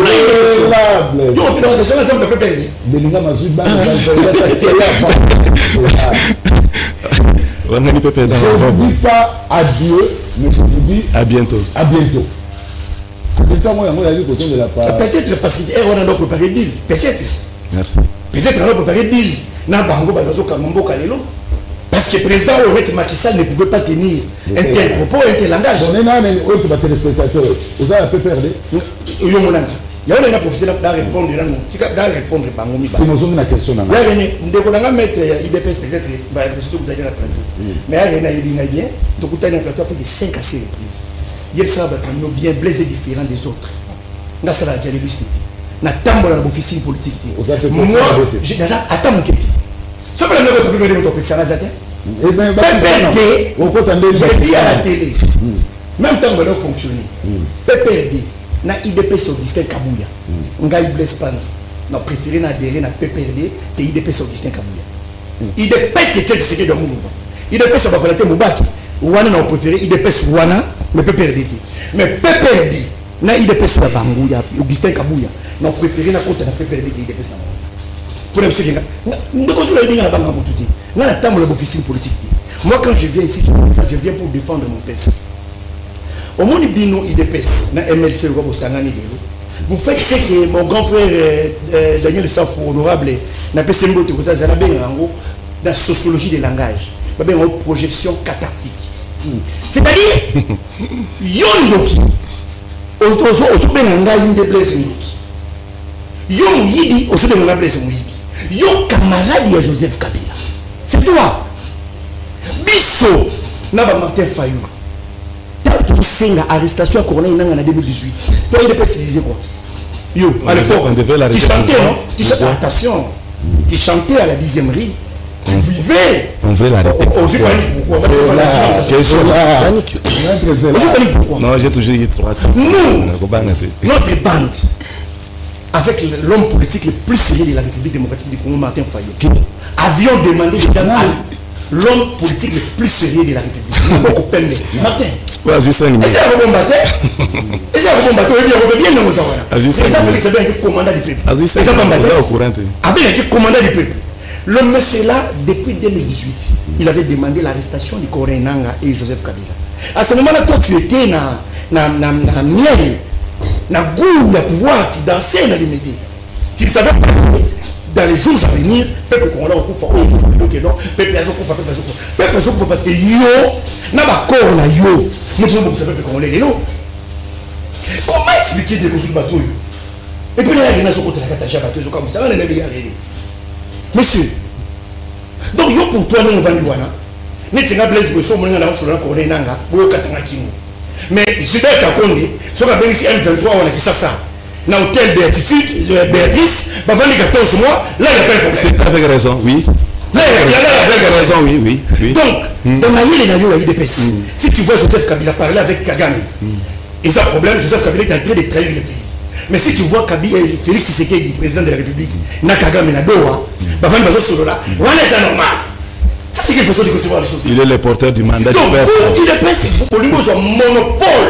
Il y a Malouba Nabiso, monopole, il y a des marches Nabiso, monopole. Mais ça, c'est ce qu'on appelle le despotisme. Ça, c'est la tyrannie. Si on a Kabila na Goma, Togo Maï, et bon, il y a 5 ans, il y a Goma, bon, monter pour rien. Bon, monter pourquoi? Nous avons les informations en possession. Kabila a des bêches avec AFC de Corneille. Pourquoi vous avez reçu là une frange de FCC dans la consultation nationale? Pourquoi vous les avez reçus? Non, mais vous avez reçu Béran Kolongale, conseil spécial chef d'État, à FCC. Comment vous avez des formations dans Bango, dans l'idée de Bango, qui est des mèches avec la rébellion? Vous avez la constitution pourquoi? Vous me montrez que, monsieur, laissez de distraire le peuple. IDPS, vous avez un problème privé avec Joseph. On va continuer, il nous restait 30 minutes. Il y a émission, donc on va continuer avec nos invités. Un débat à Kitoko. Vous avez belé de bengi, téléphone comme même rouge. Ndeko Zulu, qu'est-ce qui s'est passé? Non, il ne s'est rien passé. Problème, il y a des problèmes, il y a l'Otiliki, il y a Koura et Katakibiso, donc raison pour laquelle on est là avec vous, amis téléspectateurs. Pas de problème, pas de panique. On va continuer ça 30 minutes au Itralaki dans l'émission. Batata, Bamama, Bandeko, les invités sont là. Dans le plateau Malembe, nous sommes en direct. Malembe, nous sommes en direct. Voilà, des invités au cas de Salaki Nabango. Bangonde, oh là là, attention,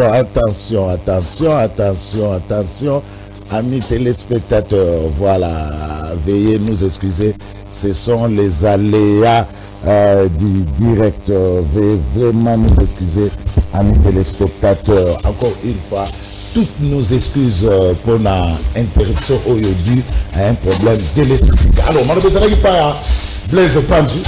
Blaise Pandji, après, il n'y a pas René Bonganga. Après, Simon Lifet a joué Sima. Tout ça, les conclusions. C'est ça, les monas. C'est ça, bon. Merci. Blaise Pandji, ok. Nazala Kiawa, on a la toilettage technique, la permission Yves Bouya. Et pas à Ndegonanga maître à IDPS, il y a René Bonganga. Pour leur dire que, pour éviter que ça, il y a un d'ailleurs la sociologie des langages, projection catactique. Donc, il y a des amabe, aujourd'hui, il y a des amabe. Donc, il y a indexé Moutou, les amis de Joseph Kabila, les amis de Joseph Kabila, ils ont IDPS na MLC. MLC, c'est là Joseph Kabila. De 2003 à 2006, Jean-Pierre Belbété, le vice-président chargé à économie et finances, le COFIN, IDPS, Salina Joseph Kabila, 2 années de 2019 à 2021, dans le cadre de FCC Cash. Ce qui se passe pour aujourd'hui, c'est l'œuvre de l'IDPS. Vous ne pouvez pas tout le monde indexer les autres. Tu ne diras pas au peuple congolais aujourd'hui, quand vous yotindi, Fortuna Bissele, Akende, c'est la carnet d'adresse, c'est pas Paul Kagame, vous pouvez pas dire que Paul Kagame a tué à Congolais. Parce que pour l'IDPS, c'est comme si Paul Kagame a Congolais à partir de 2022, tant qu'on a bandi, il rébellion va Bousso Bawan. Paul Kagame tue au Congo, ça date de plus de 25 ans. Amitié pour ça, Paul Kagame a peu plus de pouvoir dans les alliés. Parce que nous, Congolais, nous savons tous que notre ennemi numéro 1 en Afrique, c'est Paul Kagame. Bien aussi beaucoup dit, Paul Kagame comme partenaire privilégié, partenaire fiable. Yona Nyoboya Kagame, Yona Niboye Boye, tout ça. Boye. M23, on était tous surpris. C'était à la surprise générale. Tout le monde a M23 acteurs, on a dit ça pendant 14 mois. Baïka au Salani. Baïka au Salani. Donc, bon abino, c'est vous qui détenez le monopole. Il y a Kosolana Paul Kagame, il y a Kosolana Corneille Nanga, il y a Kosolana Bissimois. C'est le mot que Solana Bango, Moutola Meni Amboga, Voto Kate Moutou, Kangaïndaku, Bomaye, Boma Moisi, Boma Bananaï, Boma parti politique. Non. Kabila a ça qui n'a dit. C'est un problème pour le ministre et l'Intérieur, Jacques Champagne. Mais le président Félix, même Kagame Wana, Nadoa, à l'insu à Parlement, ainsi à Sénat, population congolaise, nous étions tous surpris, tout le monde a président, n'a pas Kagame Nadoa. Voilà le problème des pour les DPS. Là, si le président Tshisekedi parle avec Kagame, il parle pour notre intérêt. Si Joseph Kabila parle avec Kagame, il y a quelque chose à Kagame, on va congolais. Tout ce qui est politique.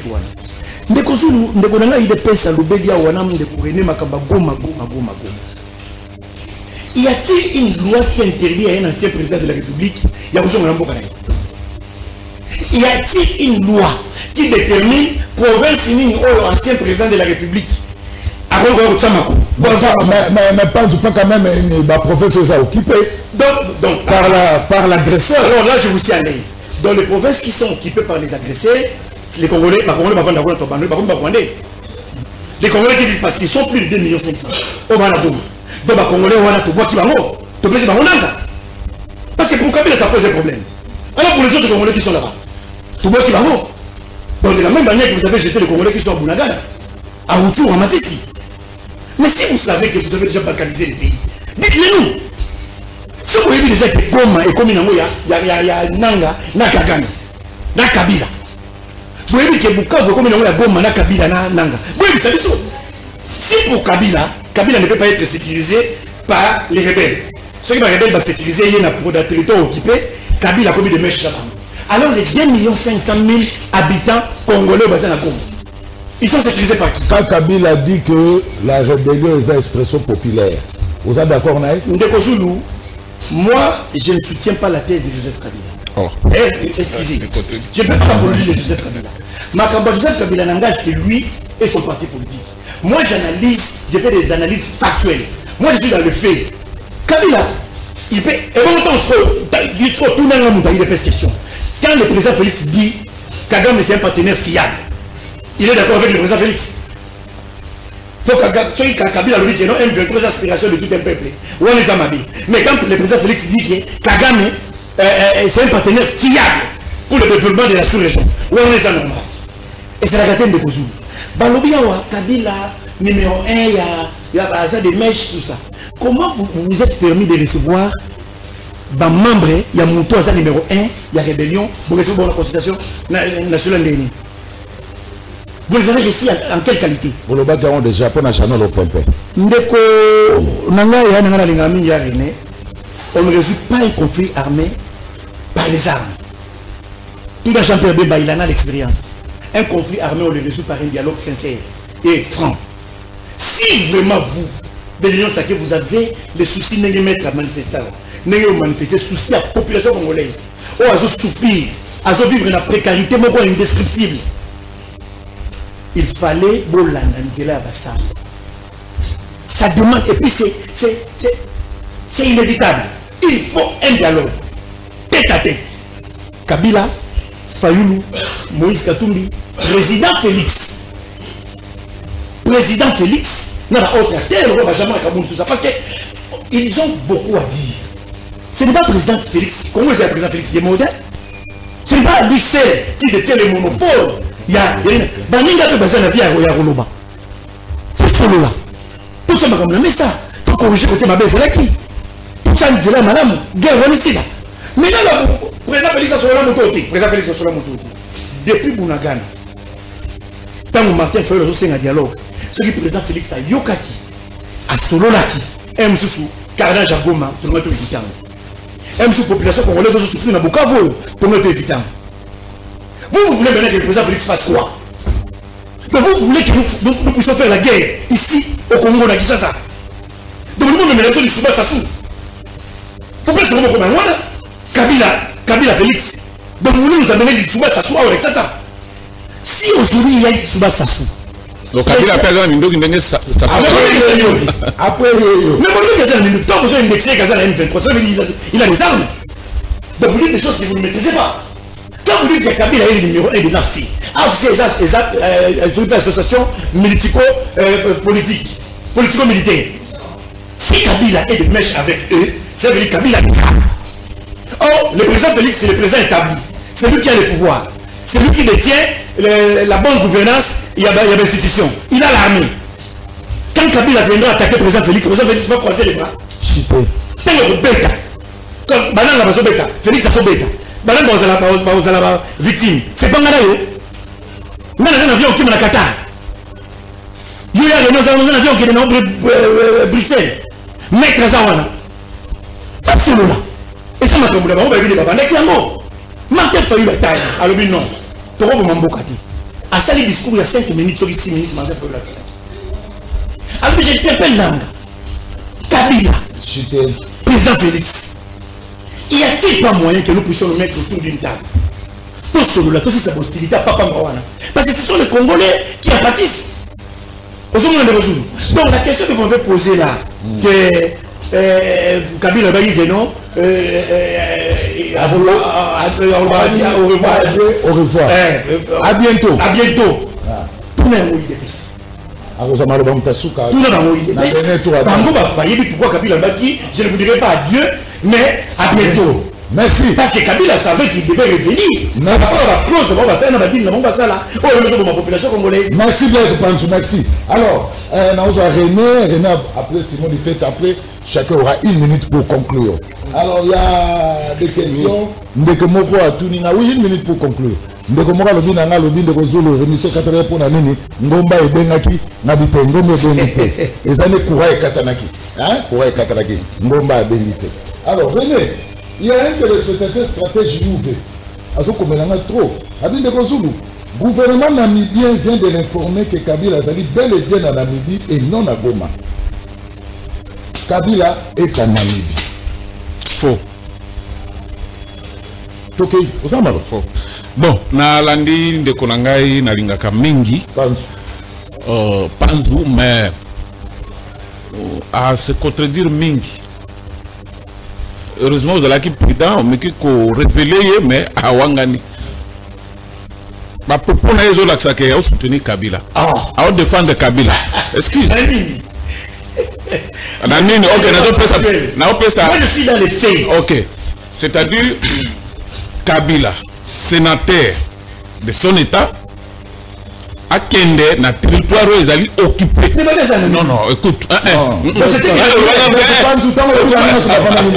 S'il te plaît, Destin. Kabila, sénateur de son état, à quel territoire où ils allaient occuper, na ba ennemi en Boka Nabiso, pour na pense c'est normal. Parce que Félix a Koutanagana Kabila ou IDPS à Yambaka pour Kagame. Vous répétez ça souvent. Conteste Nini, IDPS ou Félix à Yambaka pour Kagame. Et c'est tant qu'on a bitumba ezalaki na relation ya bon voisinage. Tant que ezalaki, on a dit que ezalaki na prestation à serment et à Félix na stade de ezalaki na liwa ya papa Kondo Tshisekedi ayaki. Comment beaucoup lié yango na makambo ezo le chaos. Oyo toza la guerre. Et c'est connu que Rwanda moto azali ko agresser biso. Bato bande ko na biso bazo kufa butu moyi, bato bazo boma bango ezali Rwanda. Na ba complice na ye bazali na est. Maintenant Kabila oyo azali sénateur na biso akei na cadre ya négociation te babenga ni pour faciliter tes médiations entre deux côtés. Et là, on pense que c'est normal. Donc Kabila, à cause de la côté de l'ennemi Bazali, non, on est sérieux. Non, c'est exemple. Écoute, non, c'est exemple. Pas pour le baki makambo mingi awa. Non, non.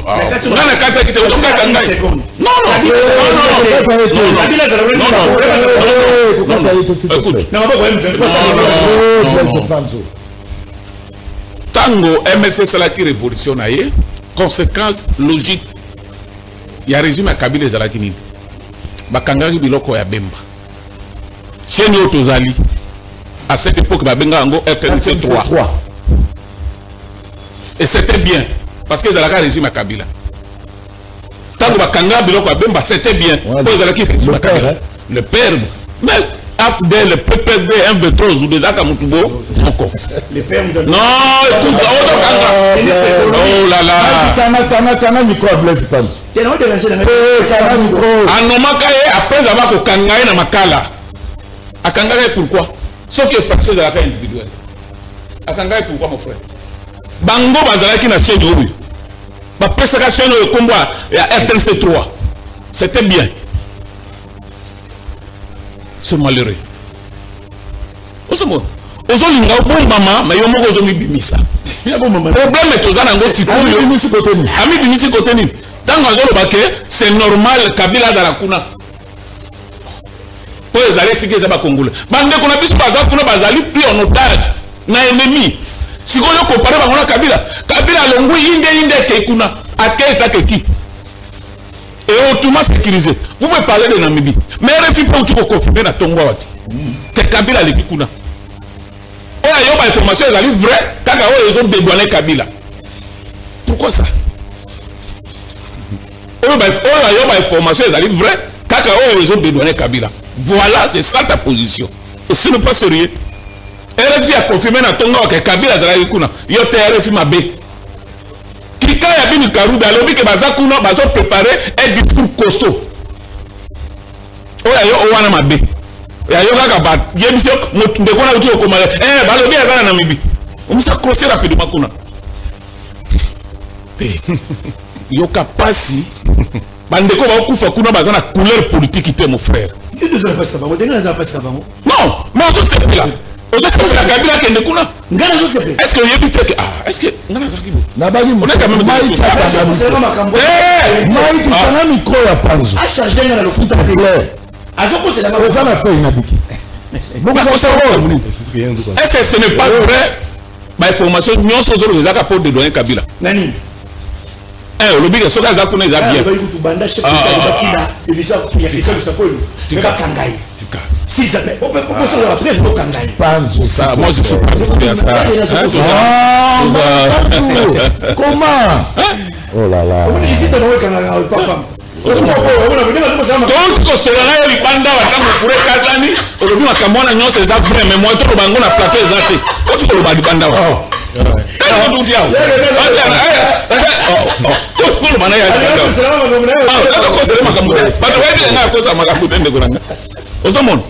ndeko Zulu problème tozana yango bandeko batika kosala hypocrisie bandeko ese tso amona makambo bino bozoloba wana ba osepela yango te. Et donc, mon est clair que Kabila a commis rebelle et bandit l'autre. Na introduction na lobaite on a biso bato MS ezali surprise. Pour te dire que 1-23 wana depuis Salimaki ezali œuvre ya Kabila. Na rappela ki bato wa ke na ba à la veille de l'élection en 2018. Rapport aux Nations Unies et lobaka ke arrêtitaka 1-23 pour mater bato wa. C'est cette époque-là. Tant que ça c'est œuvre nani. Non. Cette époque-là, est-ce que Félix Agaraki? Mais ton Félix. Sauf que Félix Abengaï Bango a tika qui déjà processus des alliés au cours. Parce que M23 du Matika. Et les alliés qui ont réclamé application, il y a encore le 9 ou quelque chose comme ça. Les 3. Vous comprenez? Et bon, mais il y a un coup de dossier, il fallait rendre la langue. Et vous vous approchez de ça comme vous êtes de la bonne. Vous comprenez? Il fait pas vendre la Béatrice 14 mois. C'est la fois où on a Loba. René, cité. La cité ce n'est pas bien. Donc bref, Zala n'a qu'à patriote. C'est la première fois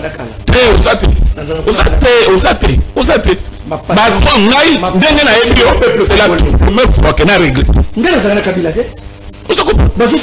Mais Kabila a pour ma batokuna. Oh, surtout que nous avons côté la Kabila. Donc nous avons à la veille de l'élection 2018, il y a un rapport à recruter un 23 pour mater la manifestation. Regarde-moi. Pose tout la preuve.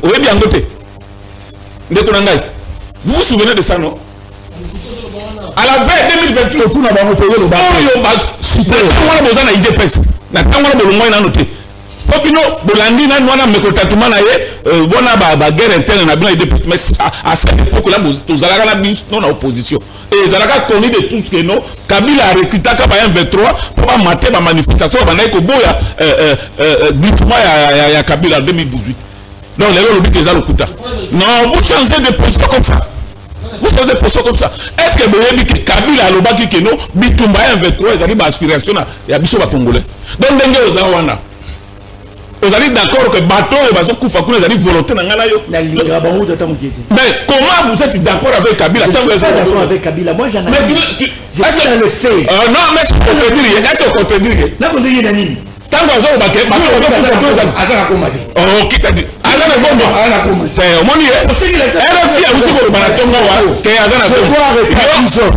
parce qu'on a connu un problème de l'électricité pendant 45 minutes. Le pasteur est déjà là. Allez, bref, ce que vous allez réellement à cette époque, nous avons rappelé MLC Azimi Nduki Bakanga Batu, c'était normal. Bakanga Bioga Bemba, c'était normal. Bakanga famille Bemba, c'était normal. Babomi Sabat na ville. Bapesa Bangala code 032, c'était normal. Mais aujourd'hui, ce qui gouvernement, c'est le texte et appliquer la même méthode au nom AB. Pourquoi cette politique de 2 poids 2 mesures? 2 mesures. Merci. C'est pas sérieux. C'est pas sérieux. C'est pas moi. Simon, il fait quoi? Vous avez 5 minutes. Et bien, vous avez 5 à part. Moi, je votais jamais Bemba. Non, vous avez 5 à part. Pourquoi? Si on était d'accord avec ça. La question, comment expliquer que Kabila a annoncé qu'il va rentrer au pays par la partie orientale? Partout, ils ont un problème. Comment expliquer cela? 5 minutes, Mathieu Chrono. Merci beaucoup, Benami. Mais j'aimerais beaucoup plus inviter Poulou Tunangai qu'on appelle ça carré pour moi l'immédiat père respect pour René aux on a valeur même principe. Oui, je suis toujours là. Oui. Je pense que les autorités prestent la beaucoup la politique nationale. Il faut les gagner beaucoup la valeur. Pour parler de la République à Maman, parler quand même de la République démocratique du Congo quand est de l'origine du parce que pour le Kabila Koloba, c'est comme si Bino ne va pas jouer G à l'ennemi, Boali pour jouer G à Kagame. Parce que, comment comprendre Bisso tout dans le plateau, et non pour soutenir les rebelles, notamment Kagame, on est Nanga, n'a pas marionnette, nous sommes pour accompagner tel que Jean-Jacques Mamba a signé collaborateur et de René, a démissionné déjà. Mais quand nous puissions relever l'irrégularité, pour permettre au gouvernement congolais à la légal et justifier et légitimer proportionnalité, il y a riposte, il y a même temps soutenir l'irrégularité. N'a qu'on démontré. Donc la question sur le plateau, comment communiquer à un ministre ambigu. Et le d'accord, on a eu maître, confrère avocat, d'accord, on a été communiqué à la ministre, il mérite au retrait. Ça il faut rapporter, communiquer d'ailleurs. Ambiguïté du fait que, article qu'on précisait que, bilan qu'on reprochait premièrement, tout est habilité par la loi et qu'on engagé PPRD. Encore moins, article il s'appelle implication directe et PPRD dans l'activité criminelle. Mais seulement, il se réveille un bon matin, à ce cadre de communiquer, à suspendre l'activité momentanément à parti politique. Elle est irrégularité. De résoudre, voilà mon beau le problème Jacques Chaban, il fallait ça l'année. Propose. J'avance. Les verbes Jacques Chaban. Étant que ministre, autorité politico-administrative, dès lorsque, à procéder d'ailleurs, dans ce travail, dans le moutoir, je rappelle perdre la maison de Chadari, si depuis lors, à constater quand même que nous avons une audition, tout l'échange de gens qui va problème des arrêts, il fallait que premièrement, à Lucas saisir l'autorité judiciaire, en commençant même que par le parquet. Et le parquet, à ce moment-là, avec procéder à la convocation, il y a Ramadan Chadari, la personne habilitée à engager PPRD. S'il vous plaît, s'il vous plaît, laisse-moi évoluer. Je peux évoluer. J'aimerais sur le niveau, il fallait qu'au moins, procureur, près la haute cour militaire, c'est-à-dire auditeur général, dans sa décision portant suspension, ou soit ma mesure à l'encontre de l'autorité, déjà un peu perdu, mais ce n'est pas le cas. Pour comprendre que la démarche est purement politique et non administrative. Mais est-ce que vous comptez? Là, qu'il y a vraiment la vie, il y a problème. 3 minutes. Ndeko, avec l'implication à Kabila du fait que Kabila a annoncé publiquement à concernant la partie orientale. Ndeko, les propos sont sacrés. Il faut tout ça l'anglais. Kabila, d'après le communiqué, il y a une déconnexion ensemble. Olivier Kamitatu. Alors, il semblerait Kabila, il y a la partie orientale. Et la partie orientale, et Zali a aussi faut se construire de manière géographique. Et il y aura la Goma dans le côté. Parce que même Goma et Zali occupé dans l'entièreté de côté. Ce qui est parlé. Ce qui est parlé. Déco. Quel pitié humain dans la suspicion. Parce que jusqu'à présent, Kabila n'a jamais dit ouvertement qu'il y a par Goma ou Bukavu. Pourquoi pas par la partie orientale. Pourquoi pas posons un peu par Kinshasa? Il y a une déclaration. Est-ce que c'est écrit où dans quel texte que le président honoraire, s'il est à l'extérieur, ceux qui passent à Namboka, il faut forcément aller par Kinshasa. C'est écrit où? Et encore que, à l'objet, ils ont par la partie orientale. Et la partie orientale, ils allaient pour son territoire ébélé. Et si comme Bukavu, comme Nord Kivu, ils allaient entièrement occupés par les ennemis, parce que Ben, c'est juste entre les mains du gouvernement congolais. Ça, on par Beni. C'est ça. Tous les bandeko bali ko kamamboka na rimé na la suspicion et bali ko légitimer ba rebelle wana parce que ndeko nanga na ba rebelle mususu bali ko ba que non Tshisekedi a instauré la dictature. Tshisekedi veut à tout prix à mettre fin na multipartisme, c'est-à-dire instaurer état et un parti état. Et à ça on peut savoir mon discours. C'est ce que nous ne voulons pas. Encore que bah opter option la justice sélective. C'est-à-dire seulement Kabila. Franck Diongo Azali président d'un parti politique MLP. Et que moi, on a beaucoup de Diongo, n'a tourné dans la Suisse, dans la Tanzanie. Est-ce qu'à ce jour, Ouganda. Est-ce qu'à ce jour, il y a eu une mesure gouvernementale allant à l'essence, il y a un suspendre même d'activité à parti politique MLP. Exactement. C'est pour dire que justice sélective, Ezali Bongo, côté de sa sainteté à gouvernance Nabino, il faut que l'on là. Ceux qui posent la balabala, bon, le balabala, bon, sur le principe de retour, mais ça comment on aime chiter. Il y a procédure judiciaire. Parce qu'il s'agit de faits pénaux. Comme moment, il va aller au coup.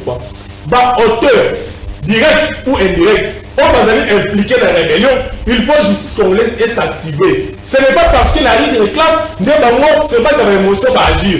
Kabila aujourd'hui, d'après UDPS, qui a été impliqué, qu'est-ce qui empêche justice congolaise et s'activer contre Kabila? C'est ça la grande question que je me pose. Parce que ne résout ni à la police judiciaire, ni au parquet, ni devant les cours de tribunaux, une affaire judiciaire est ouverte contre Kabila. Il n'y en a pas. Qu'est-ce qui manque? Que Kabila n'est pas au pays, Kabila ne va pas rentrer si on nous peut. Or, rien n'empêche l'autorité judiciaire d'ouvrir déjà un dossier judiciaire contre Kabila, qu'il se présente pour pas la justice va évoluer. Parce que d'après l'article 72, il y a décret du 6 août 1900, je pense que 49 portant code de procédure pénale congolaise, je vous dis le code de procédure pénale congolaise, je vous dis de Konangaï, il est possible qu'on puisse initier une action. Merci, sinon il fait pas. Au pays ou pas. Et il faut le faire contre Kabila. C'est vrai que sur base, si vous laissez juste pour contraindre Kabila, n'a chemin de la vérité. Merci beaucoup. Alors, on va terminer l'émission. Comme vous avez patienté pendant 1 heure, je vous accorde 1 minute à chacun pour terminer. N'a-t-il pas chrono? Parce que je dois céder la tête. Maître Atoboyi, c'est le programme. Ce qu'on m'a émission, ça a 3 heures dans la TV. C'est que un programme. Non, j'ai pas réfléchi. Le pasteur doit intervenir, il doit passer en direct. Puisque ça dit 1 heure du temps à couper, il y a courant. Mais il faut tout dire que la pasteur a occupé tant d'antenne. Blaise Panzou, 1 minute conclusion. Merci beaucoup de vous pour la Liloba. 1 minute, c'est chrono. Oui, mais sur la minute, il y a René qui est. René. Il y a René. 4 cycles électoraux. 2006, Blaise Panzou que tu vois ici devant vous. j'ai voté Jean-Pierre Bemba. 50 secondes. Je pleurais en même temps dans mon Jean-Pierre Bemba à Bimati. 2011, j'ai voté Papa Etienne Tshisekedi de Moulumba, des restes mémoire. Tant que ça, si on a dit que ça, on va comprendre qui est principal. 2018, j'ai voté Martin Faye. Pour la mine, 2023, nous avons voté Félix Tshisekedi pour un discours à la moindre escarmouche. Parce que j'en avais marre avec Paul Kagame. Discours à Saki Nanjili à la top Congo. À la moindre escarmouche, je vais attaquer One. 30 secondes. Le moment est venu où le Congo a sa souveraineté en place. Nous avons voté Félix Tshisekedi. Kalima a une machine. Il y a un voté Félix Tshisekedi. Chilombo. Mon problème est de soutenir Kabila. Moi, je ne soutiens pas les individus. Mais le problème est que botique a connu pour la peuple pour des fins politiques. Le conflit dans l'interne. Le problème est que nous avons réunion dans un coucou. Pour la présidence, pour la poste ministérielle, pour la poste tout ça. Et on commence à dire que le peuple congolais tombe victime. Il y a un autre sengi, tout le monde là, Oyo, Aigle, Mimagibiso. Au retour de ma chose à décider dans un décidé, il y a un parti politique. Nous allons à matin, il j'ai la bonne voie. Tout va autour de la même table, tout solo là, le processus de Kinshasa. Or, le processus de Kinshasa, nous devons y aller. Merci. Tout le processus de Kinshasa. Merci. Tout le processus de Kinshasa. Donc, oui, c'est que nous devons y aller. Mais nous avons été. Tout le monde va tout solo là. Bien, nous sommes là. Mais pour ça, nous avons indexé parce que nous avons. Merci beaucoup. Processus de Kinshasa, on a compris. Alors, ne m'appelez pas en direct, s'il vous plaît. Il y a un téléspectateur qui a tenu un message avant d'avoir. Il repèse une minute. Alors, sous la présidence de Joseph Kabila, le 8 janvier 2013, le ministre de l'époque de l'Intérieur, Richard Mouyej Manguez Mans, membre du PPRD, annonçait la suspension des activités du Rassemblement des Congolais démocrates et nationalistes RCDN sur toute l'étendue de la RDC. D'après Mouyej, le président de ce parti, Roger Lumbala, avait fait alliance avec les rebelles du M23 et les cadres du RCDN n'avaient pas dénoncé sa démarche. Voici ce qu'avait déclaré Richard Mouyej Manguez Mans. C'est clair que Roger Lumbala a choisi de quitter la scène de la démocratie pour jeter son dévolu sous l'utilisation des armes pour accéder au pouvoir. Pareil choix est au contraire à la loi régissant les partis politiques et à la constitution du pays. Maître, une minute. Merci beaucoup. Donc, on a une minute. Je pense que Peuple Nalandi Bisso, Nalandi de Konenga Lobby, mais entre-temps, on a un message où qui n'a pas téléspectateurs, Bazola Bisso en direct. Pour la Koloba et Lélo, il faut que ça fait Tshisekedi, gratuité d'enseignement et ça par terre. Pourquoi par terre? Il y a des écoles au Banabamo Minerval. Ça fait mal pour nous comprendre que les programme uniquement chef de l'État a qui peut tomber la pas seulement la République démocratique du Congo et Sungaba en classe. Et à cette époque-là, chef de l'État a utilisé un vertébré politique au Babengi Willy Bakonga et c'était avec raison. Et aujourd'hui, on a départ à Willy Bakonga, ils ont comme la République. Or, nous avons besoin, il y a gratuité et ils ont forme d'engue Willy Bakonga Banda qui en haut, ils ont continué pour la côté de la République matière. Crise est encore dans la République démocratique du Congo. Donc, le peuple congolais demande à Nabino, je pense, et comme il n'est pas chef de l'État, et parce qu'il y a la consultation, je pense que le chef de l'État va encore répondre à votre demande. Mais seulement de Kozul. N'a regretté pour nous que Awa Balobi, au IDPS c'est en zété, IDPS, mais Moutozo, IDPS c'est en zété, il y a un parti politique.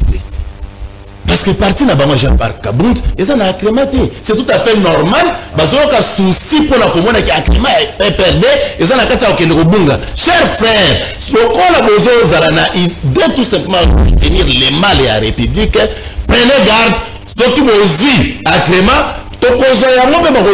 Ensuite, il y a manœuvre dilatoire besoin na coalition na rebelle. Parce qu'ici, il est connu que Kabila c'est sanguinaire et rebelle tout fait. Mais pour dédouaner dans le plateau de télévision, pour un plateau précieux, le la canal presse, moi j'ai honte à votre place. Mais le nom de Kozul, dans autres tels, ça n'a pas peuple congolais.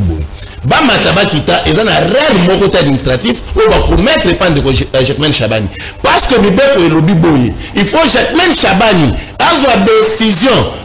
Pas de décision, à informer tout simplement, à sa décision, il y a qu'on suspendre activité à parti politique et en ayant 15 jours azo dossier wana atinda na nzuzi parce que dépassé 15 jours tu peux supposer que peut perdre besoin de l'activité et c'est comme ça que seul le tribunal dès qu'on suspension définitive et à l'occasion ministre pour arrêter retirant effectivement agrément bazala mais du côté bazala kata au sala moi je me demande ils ont utawa bon on service on lobo yamba M23 non cher frère M23 yana Congo basala non, s'il vous plaît, 14 mois, ça 4 semaines. 14 mois, ça veut dire une année, 2 mois. Mais une année, 2 mois, nous sommes en 2021. Et je pense qu'une année, 2 mois, ça veut dire que tu es en 2023. Or, l'élection est en 2023. Pourquoi mentir le peuple? Merci beaucoup. Ce sont des mensonges.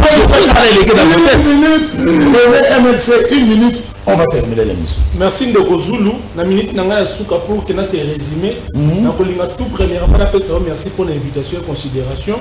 Mais aussi, nous avons un plateau à télévision. Parce que Maïko Azali Koloba, ils allaient en contradiction même la chef de l'État. Vous avez un crément. Dans le toilet, il y a un principe. Vous avez un crément. C'est que le ministre agit dans l'irrégularité, il y a une légitimité pour que. Vous avez un crément. Action parce que dans le cas Oyo, tout le monde qui décide, n'est pas laissé, mais communiquer au ministre constamment Tamba, confisquer les pieds et dites-lui, il y a moi. Yo, presse à la justice à repérer. Moi, je ne comprends pas. Donc, répartition à la justice, c'est où tu as pas Kaboul. Tu as eu le sein de Kopazong. Nazali dépassé, il y a Kabila, encore moins un peu perdu. Nazali vice-président national d'un grand parti politique, Alliance pour le changement. Ça a Clément. Il faut confirmer les actes. L'État a perdu le boussole, a perdu des repères. Les actes, à ne pas comparer avec l'UDPS. C'est une activité parce que le 24 avril, vous allez dans le meeting populaire, il y a siège national à partir de la 11e rue Mété. Donc, non seulement à partisan et à parti politique, mais aussi dans le IDPS. IDPS est associé à la semaine. C'est sympa de ça. C'est un peu de change qui s'est tiré dans la Kaboun. Si la transition c'est la bague de Bozul. Bague Kamaïo et Komama dans le testament qu'on doit tenir article dans le le dernier secrétaire général du parti IDPS. Merci. On termine l'émission. Le pasteur va récupérer l'antenne. On va terminer l'émission. Une minute, conclusion. Rapidement, on a bandana de Konanga à Jamais Kabundu. Il a beaucoup parlé sur l'irrégularité et tout ça. Bango moko bazana no na régleté. Ça c'est le preuve.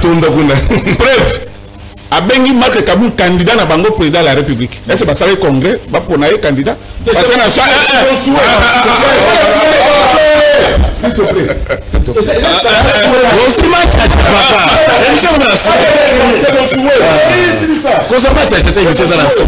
Avocat ou juriste de son état. Je suis avocat. Basali congrès mais il y a des candidat. Régularité de on comprend. Il y a un candidat président. Bazoana nous arrêté. Bazala reconnu officiellement comme un parti politique. Et bah respecter le principe.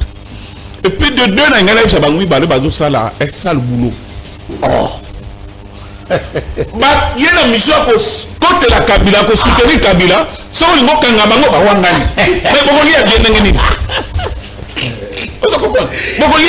il faut que s'assumer. C'est ça le problème. Il faut que s'assumer. C'est connu de tous que Kabila a l'ongou dans statut ancien président a commis rebelle. C'est connu au sein de l'Union sacrée. Non. C'est connu de tous que Kabila a commis rebelle. Merci. La démocratie en deux origines. Quand on a tous ça, le côté bino va se faire qui bino kuna na. Bino comme ça. C'est bino comme ça. La personne est diable. Talent de la loi du plus fort. Na remercier communiquer Richard. Richard Mouy na PC bot. Basal même allusion na ngo. Ça Isaac Bakoukou. Voilà. On a vision. On comprend. Ba ko commenter peut ba fandi la gagner. Bango, il a suspendu RCDN. Voilà. Et jusqu'à ce jour, mais toujours qu'on a réalité pour. Si vous parlez de nous tous, donc ce qui vous allez pas congolais. Ce qui est congolais, ça fait pas preuve.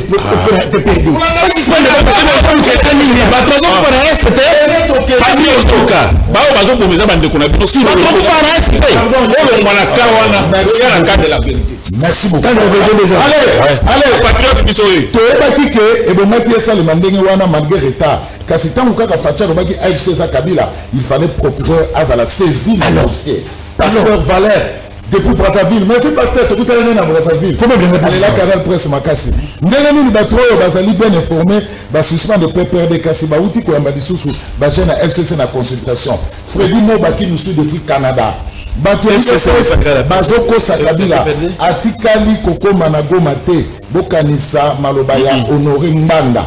Pour na Kokanabiloko Yamutu, il faut jugement et salema. Kassi pouvoir, et ce ça là, n'a pas rumeur.